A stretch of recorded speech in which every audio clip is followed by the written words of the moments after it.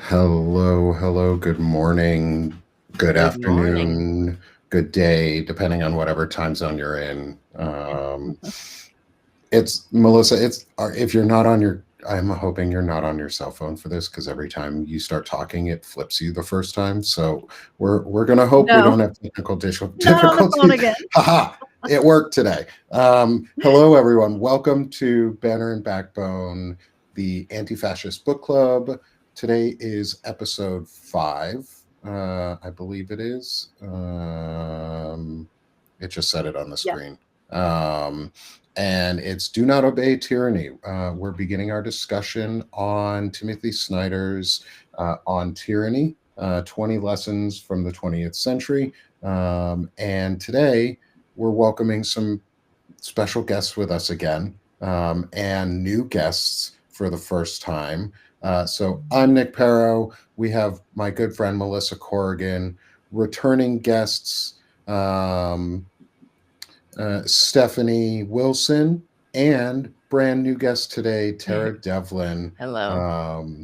And Thank you. welcome. It is so good to meet you officially on live and have you here. Yes, thank you. Let's start with you, Tara, real quick to introduce yourself to everyone. Ellie Leonard is going to be joining us here in a second, too. It does say live on Substack that she's with us, which means she is coming with us here in a second. I just got a ping from her saying she can join whenever. So, Tara, Awesome. can you introduce yourself for everyone? And then Stephanie, afterwards, reintroduce yourself for All everyone. right. Well, Absolutely. thank you. Thank you for having me. I'm Tara Devlin. I have a show, Tara Buster, on the Political Voices Network and on my own YouTube channel, youtube.com/channel/Tara Buster. And I've been speaking truth to power and screaming about fascism for a very long time, feeling in a lot of ways that I've been screaming into the wind because I remember years ago saying that in every Republican chest beats the heart of fascism, and people going, "Oh, Pisha, that's you're just being hyperbolic," and here we are. So I anyway follow my Substack and all that, and hopefully we can get through this really because not to go on to a long rant, but this We're all independent about long media, rants. yeah, what you're doing is so important, Nick, because this is how we're gonna be successful. This is how we will overcome this. Because don't you're not your eyes are not deceiving you. This we are in a fascist takeover. It's happening, and if you read On Tyranny, it's right there listed. So we're here to help get this back. This is how Poland was successful in overcoming their coup or pulling back from their authoritarian takeover through the independent media that was still capable of speaking truth to the regime. So it's important what we're doing here. And thank you. That's it. That's all I can say right now. Thank you. Yeah. Yeah. Thank you for thank you for that wonderful introduction for yourself, Yeah. and thank you for I the love it. compliments for us. But also for welcome. Yeah, fascism's fucking here. It Let's fight is. back, which is a great opportunity to introduce and our other special guest, which is Stephanie Wilson, Hi, folks. who has her podcast Freedom Over Fascism. And I think this read's going to be a great one for all of us. But Stephanie, do you mind reintroducing yourself for everyone? My pleasure. So I'm Stephanie Wilson. I have the Substack slash podcast Freedom Over Fascism. I'm a historian by training and a messaging specialist by long career. And so I am interested in making sure that people understand what's going on now, what in history precedes it, and what we're going to need to do to rebuild with what I call radical creativity after this is done. So I think Tim Snyder, he's never written anything that I've disagreed with. I think he's spot on every time. And I'm really glad to be here with you guys. And fascism is here, and we need to find a way to talk about it that doesn't that people can hear. 100%. Yes. And so this is just this is an open show. So once what we're going to do here in a second is I'm going to switch us over to our next screen, which is actually where we're going to introduce the book itself. And we're going to be able to go through it, pick out some incredible quotes and pieces. Stephanie is going to be showing us through the book. Let us know if the font is not big enough as we go. We'll adjust as needed so everybody can see. But one of the things I wanted to call out real quick. Oh no. Oh no. What was hear it that you. you wanted to call out? You lose Nick? Oh You went no. mute. It must have been super important. Well, hi guys. Oh, is he Or frozen? shout out here. Oh, there you are. There you I are. lost. Oh, I lost connection. go. Sorry, I everybody. know. We Ellie, were sad. Ellie, your shirt looks freaking awesome. You like that? I wore it to do. work Do you today. like I love mine? it. Yes, I do. Oh, awesome. Wear it with pride. Yeah, All we right, do. Somebody zoom in or read it to us because it's Okay, it says It is- Anti-Fascist Book Club. Nice. All right. I love it. And then Gotta get I one. need underneath, one. then underneath is wait. the Veterans Fighting Fascism. Depending on which Alright. one you got, mine has. No, mine's just a logo. I just showed you like like the person who made the shirt. Oh, Yeah. I love it. Mine's the vet version that so Chris Goldsmith, who's the creator of the one. book club itself, Where working can I? with us for this. You can get one. We'll get you Where one. can I get one of these shirts now? Okay, that's all. That's all that matters right now. Don't worry, don't worry. You'll get one, Tara. We'll talk after the show. I can definitely. Thank you. Definitely talk to you about that. And Chris may actually be joining us partway through if he's out of the meeting that he's in. He joins us fairly often for the shows or whenever he can, which is awesome. It's cool to have the creator of the book club in the book club itself. Wonderful. So for us, And this is I was just going to say really quick so that I'm not rude. I'm going to pop off at 12:58. So if I disappear, I have to go back to work, and I apologize. And I cannot shut off your channel on Substack. So everyone who's here for Ellie specifically, please keep with us. Guys. We love you. Mhm. Don't leave us. But yeah, this is our book club. It's an open discussion we have. We did the first 4 episodes on the Task Force Butlers, What is Fascism? And you're catching us right on the beginning of our next discussion. So let's kind of get into it. I'm going to move over. And today, everyone, before we move over, always as we do, is Melissa. Can you introduce what the book club is and is not for anyone who is new and first time joiner with us? Yes, I learned pretty early on because I've started a couple of these locally to my area and had to clear up for a lot of people that anti-fascist is in no way associated with any nonsensical entity called Antifa. Right. So we are not Antifa. So if you thought you were here for the Antifa book club, sorry to disappoint, but what we are is a group of interested and concerned veterans and citizens who are reading the words of history and historians and philosophers and people who can point the way for what happened throughout history and how we can take lessons from that and move forward into the future. Yes. Wonderful. All right, let's get us over into our book then. Thank you, Melissa. I appreciate that. And boom, there we all are. Looks amazing. And Stephanie, so I'm going to give you a little bit of control here. Do you want to lead at least through the prologue section right now? And sure. And we'll start with like your thoughts on some of it from a historian's point of view. And then Tara, I'd love your response and anybody else afterwards.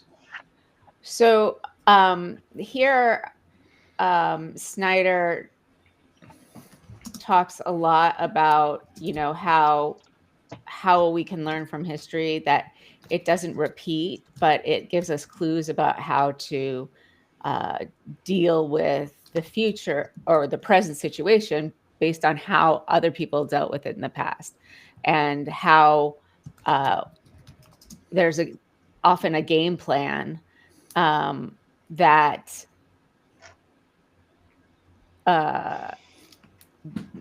dictators, and I'm choosing to use the word dictator as opposed to authoritarian because I think people respond better to it, what they have used in the past to gain power.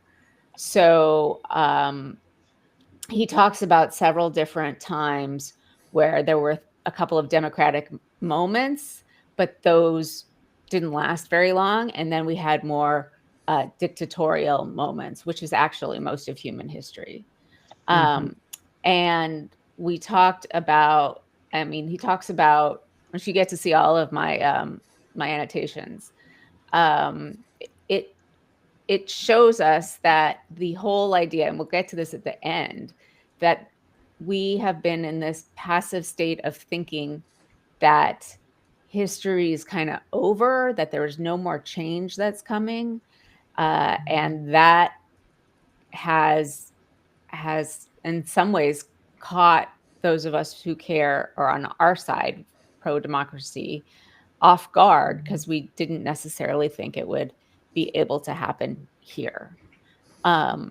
So basically, he talks a lot about what the that fascism and communism, which are in general both different forms of dictatorships in the way that they have been used, responded to a more global economy, and that the founders of our country anticipated this, and they were right on the spot, right on, because they lived in a world which was ruled almost entirely by dictators, whether kings or whatever you want to call it.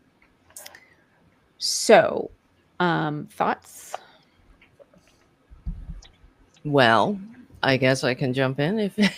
Yeah, go for it. Yeah, sure. No, I mean, tell me if go ahead. You want sorry. me to move to a different page too? I just, no, it's okay. Just like overall in general, what I think about this is that for years we've been hearing from the mainstream media, and I do believe that we're in this predicament because of the mainstream media, and everything that we're seeing is the what I think is the fact that we are in silos of information, and that the half of the country is absorbing or whatever you would call it, this right-wing version of reality.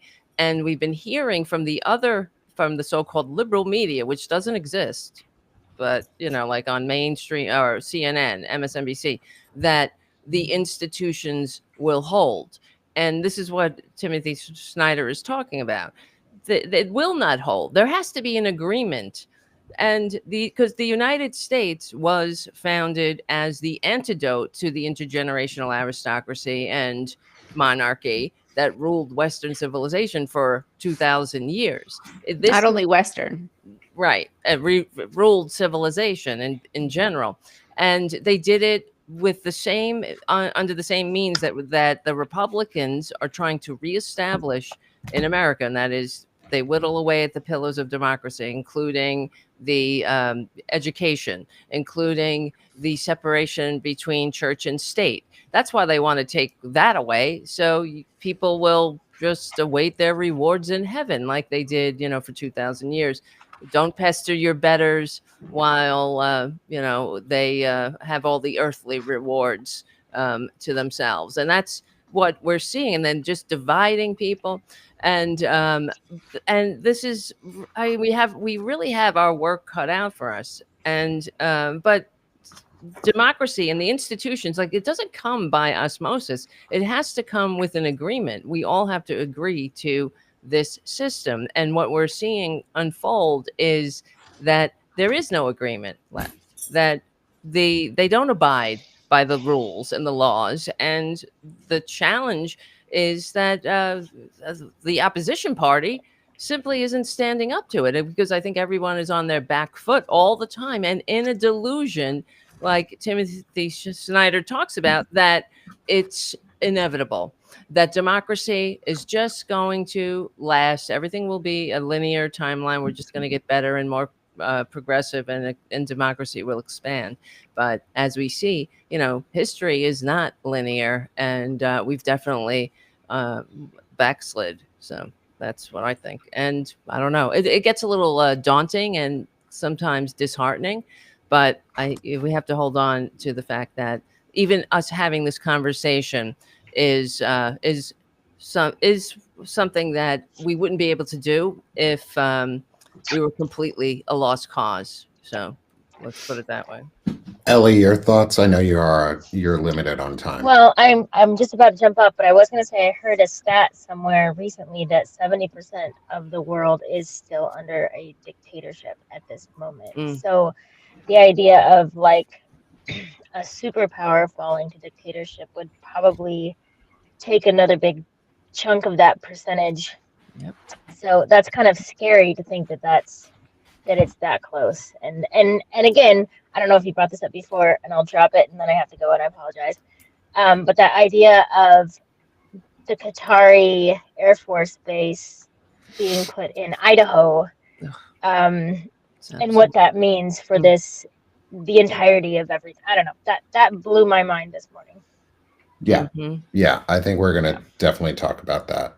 Melissa and I may have a specific vet talk on that too, because I'm concerned, to say the least. You should write a strongly worded letter. I'm gonna write a strongly worded letter to Chuck Schumer. All right, we're gonna hop off, guys. Thanks, Ellie. Bye. You should have let Ellie go first. I'm sorry. I should have. I'm sorry. I feel like I dropped the ball on that. It's all good. Hosting. Sorry, no, you're not bad. I'm bad. Okay, I'm bad. I'm new at all of the things. I'm learning. It's to answer some of the questions, at least in. Oh my God, my dogs are barking in the background. So somebody decided to turn on a lawnmower, and that's my dog's nemesis. It's okay. But yeah, we won't go too far into this. I think right now is the Qatari thing in USO, because I think there's going to be a lot of pushback from allowing that to actually go forward, and it's going to get stopped. But the plan is to put up like a permanent installation or piece of an installation for Qatari military to train on F-15s in U.S. soil, which would mean that we would be flying U.S. F-15 planes over U.S. soil with foreign pilots. Unbelievable. Who we are not vetting in any way, I bet, other than of course not. That they are Qatari military, and somehow that makes them acceptable right up front, because we don't do any national security anymore. Nope. Along with the idea that the U.S. military can now train as though we're at war over U.S. cities and U.S. soil. Who knows if that pilot is a Qatari pilot or an American pilot flying over U.S. city? And if that's a Qatari pilot, are they going to just shoot on Americans? Yeah. Well, if it's an American pilot, are they going to just shoot? Yeah, that too. Americans. I doubt Americans will for a very long time. I think that's going to be a really hard sell for a lot of these pilots and folks to be able to hey, shoot on Americans. They're going to be like, yeah, no thanks. I'm not going to do that. Well, that's why they're purging. But they're purging the military. That's why they want all of these MAGA types to join the military. They're getting rid of those, who actually believe in the Constitution. So, yes, it's shocking. Well, I actually don't think it's terribly shocking, because I think that's probably the carrot they used to get Qatar to put pressure on Hamas to accept the ceasefire deal. Yes. And since they're the key money laundering center of the universe, it kind of fits with Donald Trump's desire for good money laundering and corruption. Yeah. which, you know, totally leaves out national security, but so does Trump. This is what he is. He is the greatest threat to this country. Like when he wanted Putin to have some kind of cyber, they were going to join up for cybersecurity in America, and people just laughed out loud. But this is what we're dealing with. He's like the enemy, you know, when everything is a projection or a confession. He's the enemy of the people. Okay, it's the truth. They all are. It's shocking. I'm shocked. I still am shocked sometimes when I saw that about the Qatari. I just can't believe the bottom just keeps falling out. I shouldn't be shocked. I guess I'm also infuriated. So, yeah, I don't know. Hope gets in there sometimes, but not much. it's very difficult. We're living in very difficult I'm times. just numb most of the time. Are we not all just numb? Yeah, right. That's part of it. That's part of what they want to induce. This is even in Project 2025. If you read Right. Project 2025, which was their blueprint, they were going to implement this in 90 days. Everything is going to be a blitzkrieg, and that's I use that word deliberatively because that's what they were doing. They knew what they were doing. They had to do it fast, so because democracy is designed to be slow. To be slow to respond to and that is not a bad thing. That's a feature. We're not supposed to have immediate wars and whatnot. The fact that Mike Johnson has given Trump the power of basically a king. There is no Article 1 branch anymore. He's completely abdicated that role, and it's being normalized, and people actually think this is normal on the right wing, and they're like, I'm cool with the autocracy, I'm cool with the dictator, as long as they I guess hate the same people you do. I mean, all right, I'm sorry, I don't mean to monopolize, but it's a lot. It's a lot. It's like it's the whole not slip up. I think it was a slip up, actually. It was the plenary authority. Oh yes. Power from Stephen Miller, which I think is a huge deal and needs to be spoken about a lot, because that means absolute power and control. That means, just like Terry, you just said, was Article 1 has been abdicated for Article 2 for what used to be called the unitary executive, which is just now a dictator. That's right. Yep. It's always been a dictator. Yes. Just calling them an executive doesn't make it any less. Exactly. Like Putin calls himself president. So does Xi. They're not presidents. These are dictators. And the fact that we call them president too says everything, that we are enabling the gaslighting of, and that's what will happen in the future. If our country falls to authoritarianism completely, and that's the end of it, he'll be a president. He won't be a king, because it has a more palatable ring to it. It gives and it's just like in ancient Rome. You know, I love history and I study history, and it's the same thing. If we travel back in time to Rome around the beginning of the the first emperor Augustus, and you asked people, do you live in a republic or an autocracy? They would say, we live in a republic. And they had local elections and everything like that. And that's, and when Pompeii was decimated by Vesuvius, there was an election going on. We know this because we see the graffiti on the walls. And that's what will happen here, except the king will have ultimate authority, and you'll be free within the constraints of what they have set out for you. And it's just disgusting, the whole thing. People need to wake up. I know we know, and thank God that we could still talk about it. So, and because Banner and Backbone is an independent media network, I'm going to call out CNN for trying to then edit the video. Amen. And disgusting. Removing it and redoing it so that he didn't say plenary powers or plenary powers. Unbelievable. Yeah, that's what Trump. Can you imagine having ABC breaking news live on your network and erasing it? No, like I wouldn't do that. Transparency is king or key or whatever or queen or whoever you want to call it. Transparency is what makes democracy and republics actually thrive. even just from a journalistic standpoint, you got the biggest scoop of the day. Yeah. What do you Right. mean? Yeah. Why are you hiding it? To then Expose it. delete it. Yeah. It's your job to be like, oh, this Exactly. Well, that just wrong. says it all right there. Who's on our side? We're here because of the corporate media continuously normalizing this. And if that's not a prime example, I mean, that they just manipulated the news. It's going to go down in history as a real moment. If we get to the other side, they're going to study this period, and that's going to make one of the prime examples of how our media failed us. Yeah. Really. So should we move into our first chapter then, which is do not obey. Yes, I have notes. I have notes. Good. All right. So first chapter, do not obey in advance. You see all of my highlights, but this is the anticipatory obedience that has been shown even here with all of these warnings. This is what people are doing. They're obeying in advance. Melissa, jump in. Right. I just jotted down. Oh man, I just jotted down right off the top of my head without opening anything, to just immediately the first chapter of this book just sort of gets my red up, because not just the journalist, which our media did immediately, within 10 months, the censorship of corporate media is absolutely breathtaking.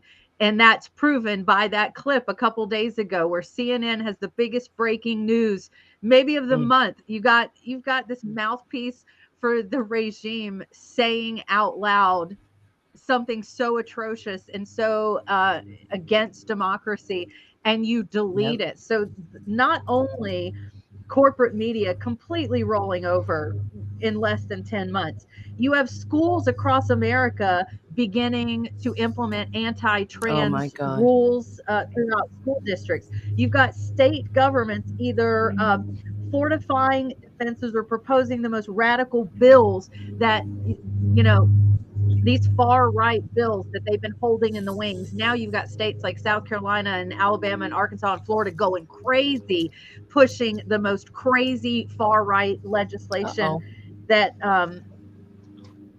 we've ever seen. Oh, we'll get Stephanie back. She'll be able to join back in a second, I think.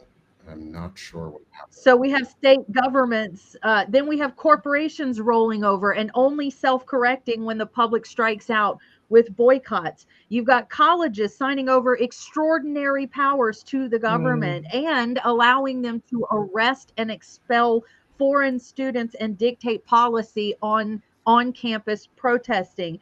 And you have all the way down to local cities, towns, and municipalities that are moving ahead with unconstitutional surveillance, like I've been covering with the Flock case. So it's not just the media and journalism that has capitulated. You've got it trickle down all the way to our local little towns. My city has a population of 220,000 people. That's it. We're not a big city.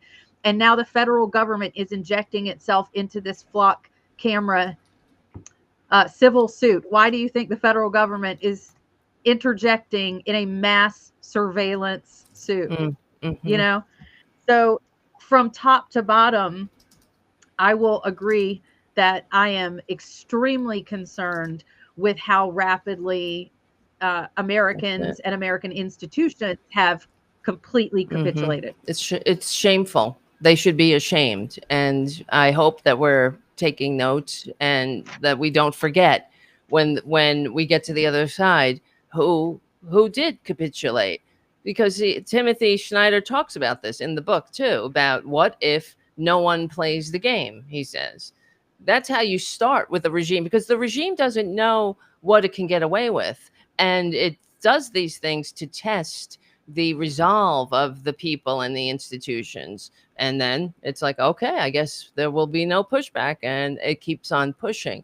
And you see, this is how disgusting they are, because these are people that have the money and the power to say F you to the regime. Right. But we're here, on our podcasts standing up we're not making millions of dollars, and we're the ones that are, doing this in spite. And there goes CNN. Yeah. Yeah, Yes. and Disgusting. ABC is bought out and CBS is bought out. The problem isn't even some, well, they did obey in advance because they got purchased by right-wing owners and corporations that were part of a coordinated effort behind the scenes, because Project 2025 has been going on forever now. They just used to call it Dominionism and the Seven Mountain Mandates. Now they just call it Project 2025 because they all got together and were like, yep, we're going to finally make it happen because we're finally there.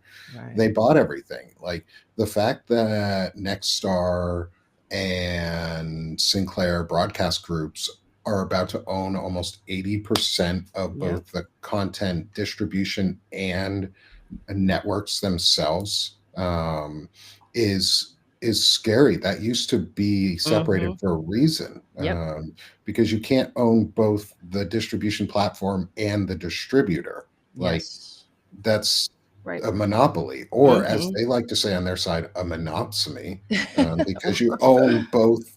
So a monopsony is a Shyam Sankar axiom that he uses. He is one of the CEOs or CTOs at Palantir who got embedded in the U.S. Army Reserve. Actually, not embedded, commissioned as a lieutenant general. That's right. I remember this. What a shock. Lieutenant colonel. Why do I keep saying shock? I don't know. Got to get that word out of my mouth. Was it lieutenant colonel? Yeah, lieutenant colonel, and he in the Army Reserves in Detachment 201, which is the Executive Innovation Task Force, and which was a program that Biden had piloted, and instead of canceling, they just kept going through with it and let Trump pick who he wanted to be put in there. Wow. And he's part of Palantir, owned by Peter Thiel, and that wing of the party who believe in TESCREAL and some really fucked up shit about like killing off 2/3 of the country because only 100 million of us should live here, and there's 340 million of us, and that won't I have to interject here. If you have not taken the time to read the new, I know it's long, I started reading the defense authorization bill that we just passed, that so unbelievably shocked. I cannot believe that our senators read this before voting on it. I started taking notes of every single article within it that was problematic, and I started on an envelope because I didn't think it would be that much. And in this, we are developing new branches of the Army, one of which is going to be called Civil Affairs, and another one for I can't recall. I'm going to come back with the name of, but we are also beginning a pilot program within the military for generative AI and spatial computing. Oh, God. While we have embedded the tech CEOs. Skynet. We're building Skynet and Terminator because they want to do drone. If you've ever played I like playing video games. If you've ever played the Horizon Zero Dawn series, basically this is the premise to that game, is the entirety of global civilization was wiped out because we made drone tech and drone swarm tech, and we put it into this powerful generative AI system called Gaia that in the end, to try and like keep the world alive after everybody died, and repopulate humanity, except one of the pieces of the software decided to take over Hades and spread a virus throughout and kept killing everybody using drone tech. And it's an awesome video game series, probably one of the coolest. It's a female led character, and it's like a third person sort of like combat game. It's so much fun. The I love that scene when you start the game, like my favorite part of the entire game is when you see her like running and she jumps across a log and she's a kid, and then she lands and she's an adult, and it's so cool to see the trend. Like it's That's right cool. at the beginning in the cutscene. Great show, but it kind of preludes what they want, or like Terminator style Oh stuff. yeah, For those definitely. who know more, It's like that's that whole Curtis Yarvin bullshit. yeah. This is the other thing that the corporate media has failed us. You know, remember how much we had to hear about Obama palling around with terrorists because he sat on a board with Bill Ayers, and Bill Ayers hosted a fundraiser for him once, and then we had to hear that shit for years and years about him palling around with terrorists. But we didn't hear anything about JD Vance palling around with Peter Thiel, who funded JD Vance's entire career, and also Curtis Yarvin, who both of them say that democracy is the worst thing that happened to the world, and they want this technocratic autocracy to take over, and like everything you're talking about, this new enlightenment they call it, and Mhm. it's just disgusting. And that's what I'm talking about. You know, the corporate media has given us the the silos of information, but it's not telling us the actual story that's going on, and we're in big trouble because of it. So it really Yeah, is true.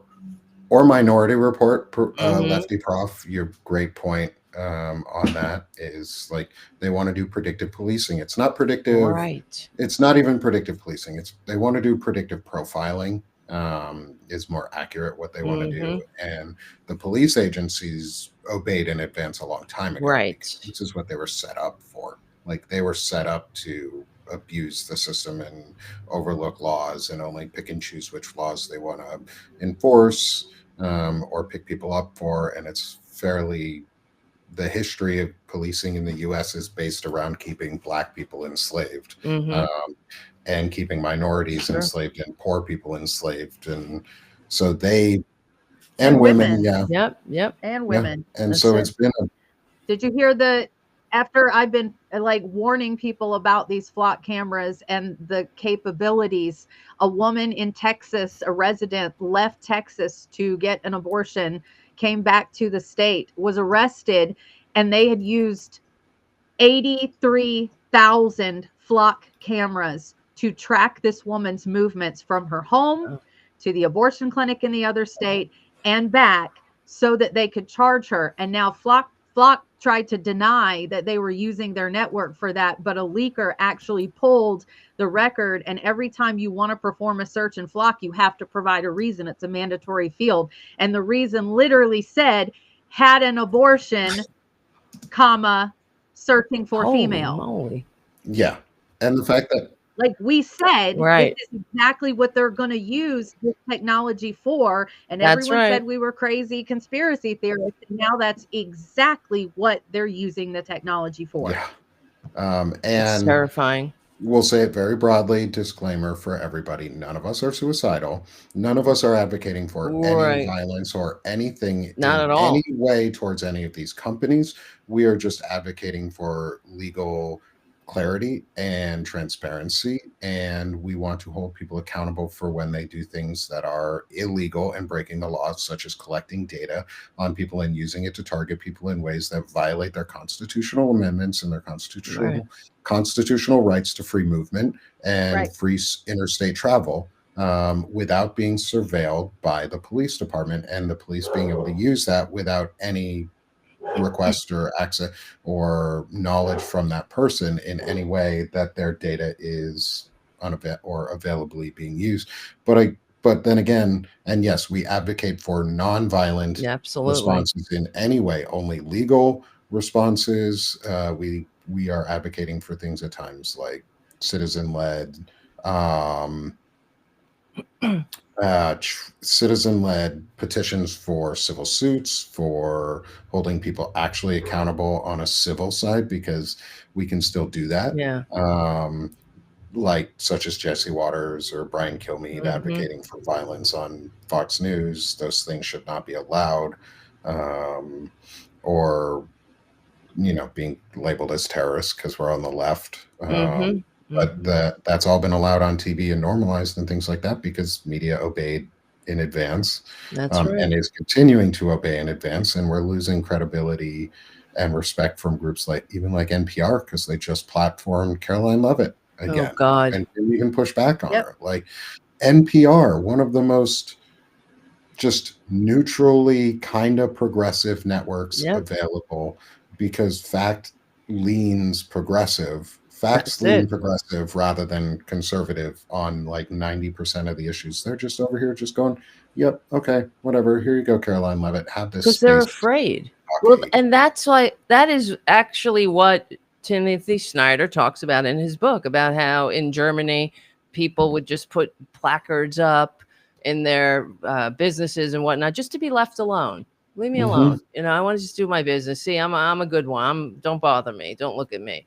And that in itself is exclusive, and it makes it separates us and them, and it feeds into the power of the regime, and then people get more terrified and stop speaking out. People, that's why I always say from the beginning of this, all these institutions had to do was stick together and say F you to this baboon. No offense to Yeah. baboons, but they didn't. You know, these are Yeah. people with billions of dollars. They could have done it. Yeah, like chapter 2 in the book covers is defend institutions, and that covers exactly what we're talking about. But institutions don't defend themselves. Like they can't just do it on their own. The people at the institutions have to have an ethical code and a moral system that upholds and be like, hey, no, we don't want to do this. Right. Like that's bad, because the desk jockeys are the ones who enable fascism to happen. Like that's how Germany had fascism so spread out and so quickly enabled, was because the lawyers led it, and the business folks and people and professional communities. That's right. The professional communities were just like, yeah, we'll let our ethics bend and break until we just do it ourselves. Like Yep. most of the leaders in Hitler's movements for ethnically cleansing the Yep. Jews were lawyers, Right. because they said we could do it, and shady business people who were like, oh yeah, we'll make a bunch of money on it. They Like liked it. the prison industrial complex That's that we have it. in the US Cheap is labor, right? No, Mhm. no unions. Right. Cheap labor, slave labor. Right to Great, work. wonderful, exactly. Like I lost my job in July due And in to the right to work, and Oh, like that's one of those things I think nobody talks about that's enough. right. Is Right to that work. that was the labor unions bending to fascism a long time ago, saying, Mhm. yeah, we'll give up on the fight for collective bargaining. Right. Right. Exactly. Which is democracy in the workforce. That's Yeah. all it is. It's getting a seat at the table. And if you're not at the Mhm. table, you're on the menu, as they say. And that's the truth. They have no respect for working people in this country. And that's why they divide us you know, across racial lines primarily, and everything. And of course, trans people are just like say the target, which is exactly what happened in Nazi Germany too. They attacked Mhm. trans people. And what's really irritating about the right is that for all the conspiracies they see under every rock, they don't see the oldest conspiracy playing out right in front of their faces, which is divide and conquer and make the rich richer. That's what's happening. It's Yeah. really about keeping us in our place and having us with Yeah. no ability to And do in the- anything about it. in the book says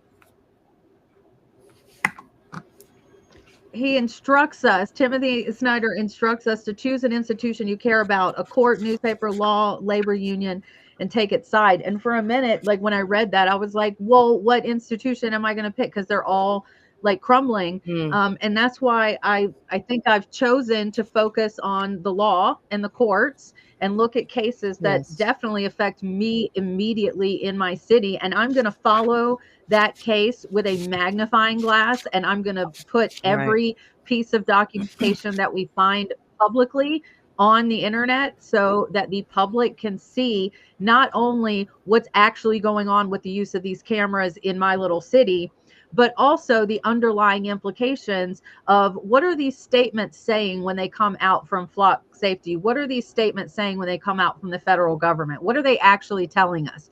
Because what this case in particular is telling me is that we don't have the right to privacy and a right to a warrantless surveillance existence Oh, in oh yeah. America. So I've chosen to get behind the institution of the courts because to me, it kind of looks like that's the only true institution that's really fighting back is the courts and holding their Right. ground in many cases.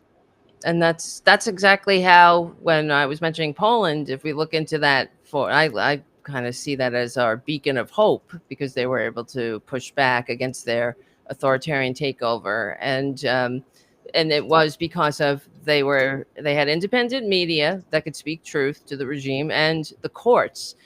So that, and we have that to a degree, but we also have this corrupt and illegitimate Supreme Court, which is really concerning. And I don't know. I don't see the Democrats really having any.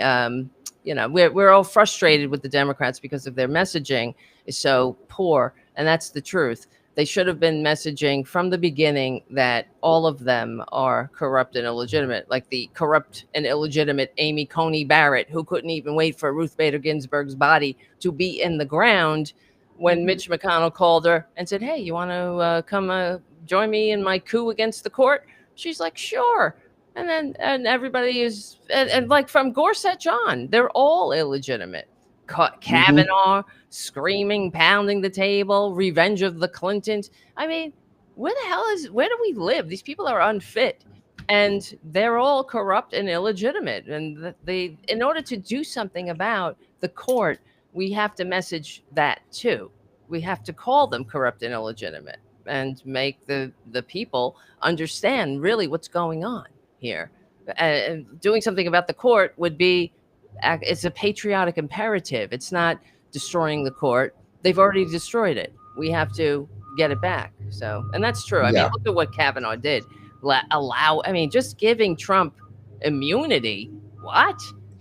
Which I want to make sure I like to remind people is Yes. that can be overturned. Like Supreme Mhm. Court, it just made up out of whole cloth presidential immunity. There's nothing in the Constitution that That's says right. that exists, and it should not exist in any way because they should be held accountable. Because when you're done being president, you are a citizen again, and that's how the right. Constitution works. That's how our society works. Because citizen is the highest rank of office, of civil office in this country, is voter and citizen, not president. President That's is the right. servant of the people. We need to start reminding people that all the time. Is Amen. public servants are public servants, and you serve us, not private interest, but public interest. Mhm.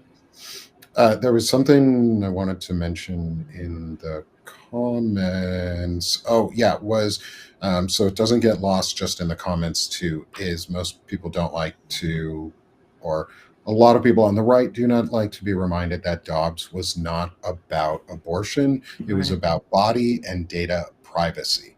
And the right to your privacy as data is constituted, especially from a health side.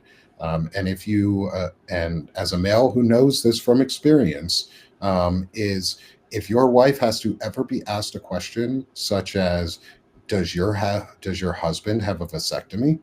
They get to look into your medical records now and check. They did it with mine. Wow. And I didn't get asked Oh by my anyone. God. They could do that. They just went in and checked.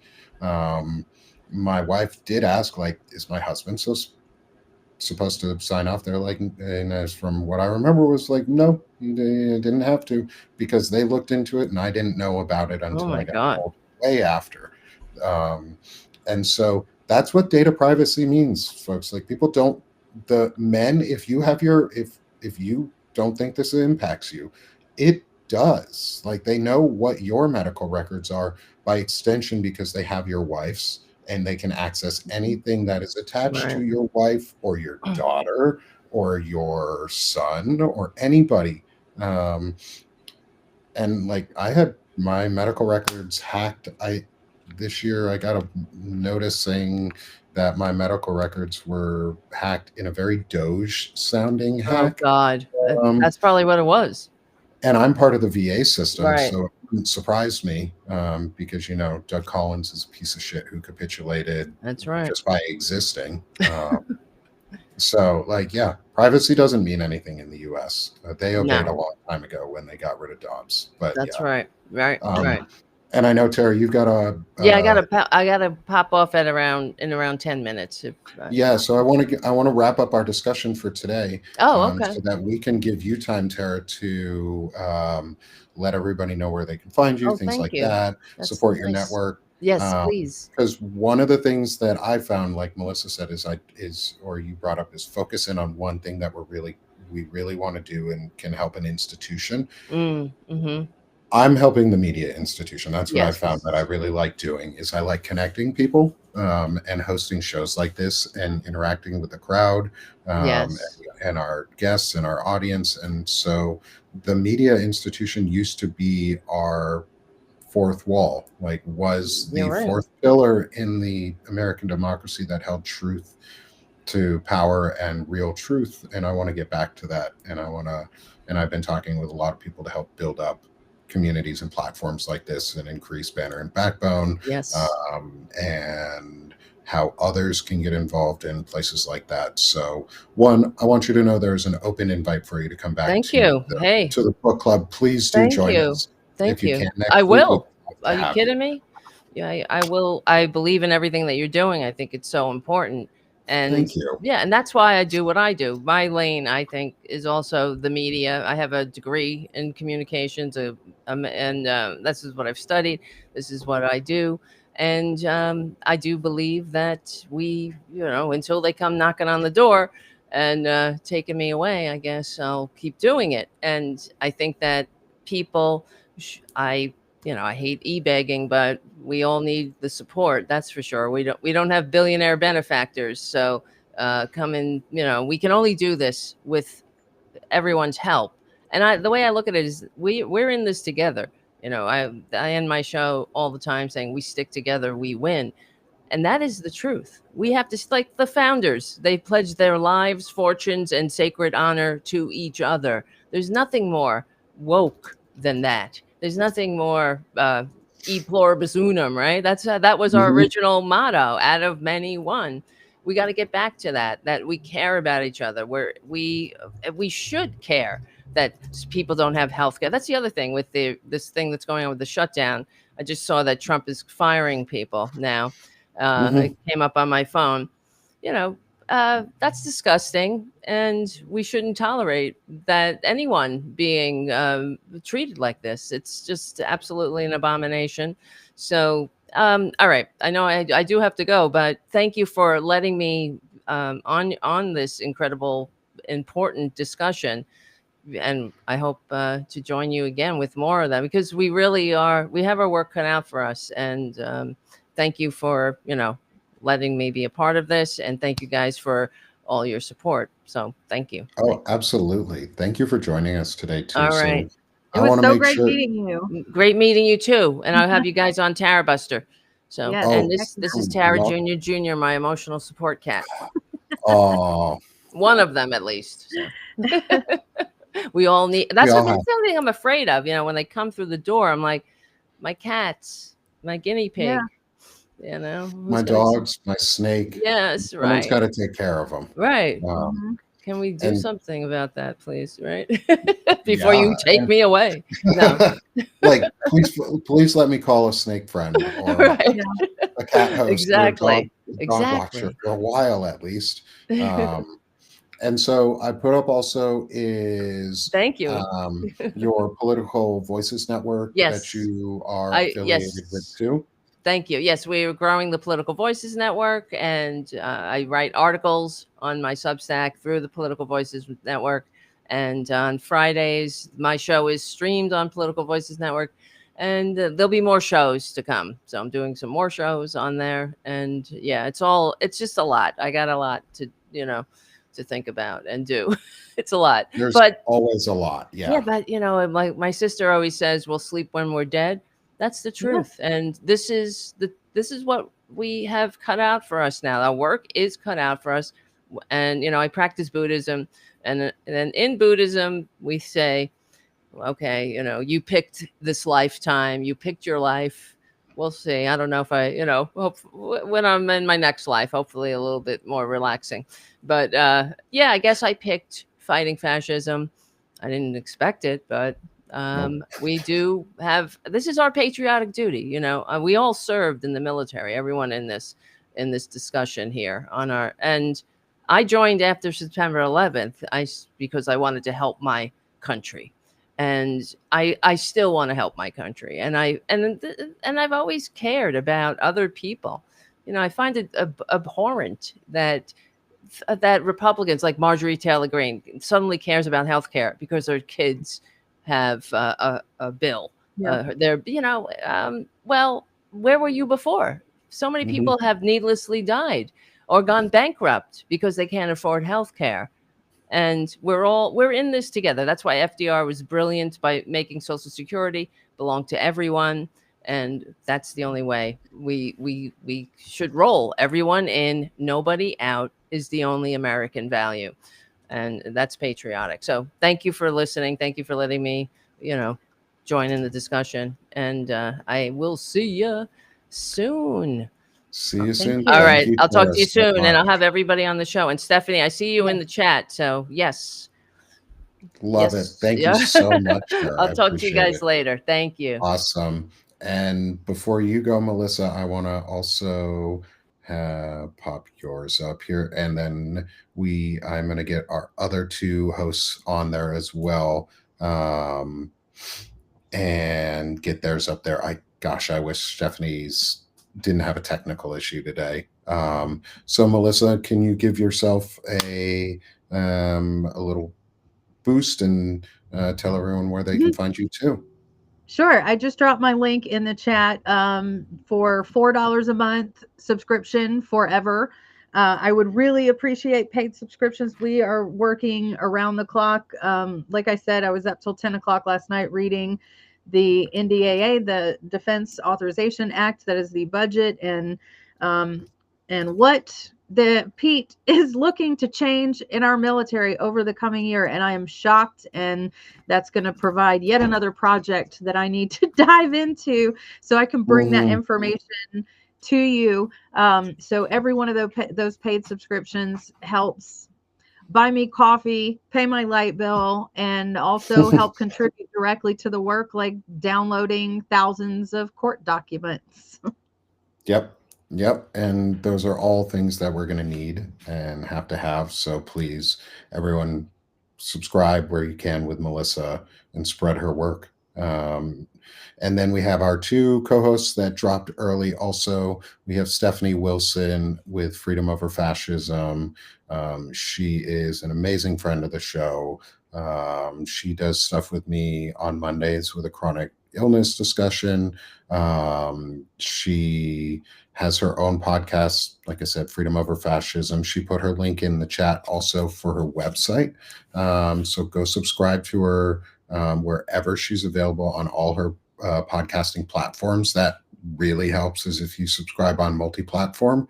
And if you need to if you get multi-emails and stuff, always be willing to mute emails for any of us if you need to and you get too much, but never, hopefully don't unsubscribe. The website is the Substack. Awesome.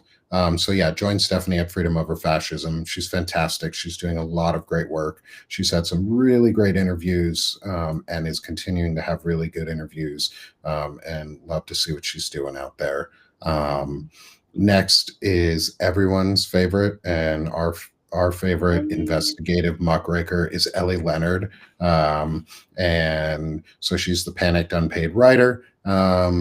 She doesn't look as panicked anymore, and she's less unpaid than she used to be. So again, support Ellie, become a subscriber, paid subscriber for her, for Stephanie, for Melissa, for Tara, and for all of the networks. And then finally, and support Ellie as she continues to grow on more of her investigative work into the Epstein cases. There's a lot of great stuff she's working on and things coming out. And she's at the heart of making sure that the truth comes out and accountability happens. So definitely help her subscribe there. And then second to last, myself, Sick of This Shit Publications. That's my private, or that's my personal publication. I'm working on building a poetry novel of things that I write: political, social commentary, chronic issues. I talk about chronic health issues a lot. I am running a 50% off flash sale until the end of the day today. So come and join me on Sick of This Shit Publications for 50% off until the end of the day. That's for your first year on annual or paid subscriptions, and any support helps. I'm trying to make this a full-time gig, and it really does need the support to help keep growing. But free subscribers are really appreciated too, though that's a huge component of it all. And then finally, please support Banner and Backbone itself. Become a paid sub, free sub, whatever you want to with Banner and Backbone. Help us grow. We are an independent media network that is actively growing and actively working to support various issues, such as what Melissa is working on for her investigative reporting into the courts and the surveillance state, as well as we're working with Centered America now to set up a mutual aid fund to support Americans who are going to be hit really hard by the furloughs, by disobeying in illegal orders, and possibly being jailed if they're in the military on active service. And this is to help their families and them, as well as furloughed federal workers and possibly fired federal workers who need our support. Because if they're going to do the right thing and they're going to stand up to fascism, they need to know we have their backs. So look out for updates around Banner Aid and different things that are going to be coming out there as we build out our side of the mutual aid fund in conjunction with Centered America. So again, thank you everyone for joining today. Thank you, Melissa, so much. Any closing thoughts before we go? Nope, just reminding everyone, this is the book. I love that we've now gotten the resource thriftbooks.org if you want to buy a thrifted copy. So keep those dollars out of Bezos' pockets. Yes, and we will, as always, put links to bookstore.org and thrift books on there so that everyone can go to one of those two sites. They help local libraries or just through thrifted books, and it's one, less expensive, but it also too actually helps and puts back into the community. That's what this is all about, is rebuilding community and rebuilding togetherness. So thank you everyone for coming, for all the support today. Really appreciate it. We look forward to having all of our amazing guests back next week. And we will be continuing our discussion next week of Timothy Snyder's On Tyranny. This has been Banner and Backbone. I'm Nick Perro with Melissa Corrigan for our Anti-Fascist Book Club. Thank you, everyone. Have a great Friday.